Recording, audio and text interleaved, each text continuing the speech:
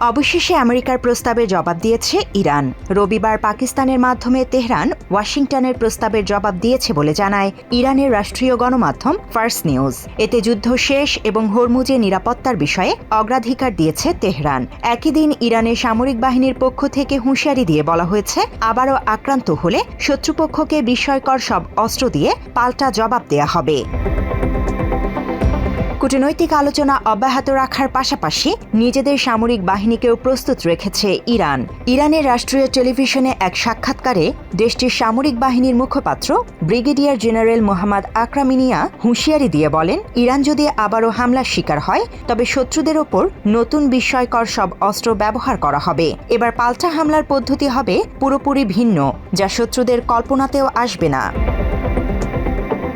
তিনি দাবি করেন, শত্রুপক্ষ এই যুদ্ধে নিজেদের কোনো লক্ষ্য অর্জনে সফল হয়নি। পাশাপাশি এই যুদ্ধে ইরান জয়ী হয়েছে বলেও দাবি করেন দেশটির সেনাবাহিনীর মুখপাত্র।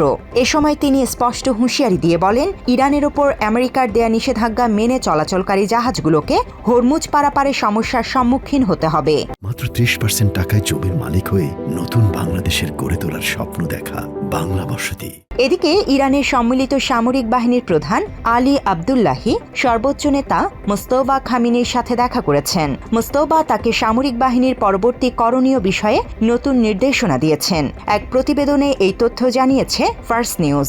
গণমাধ্যমটি জানায়, আবারও যুদ্ধ শেষ হলে ইরানের সামরিক বাহিনী তা মোকাবেলায় প্রস্তুত বলে মোস্তফাকে জানিয়েছেন Abdullahi. News desk, Bangla addition.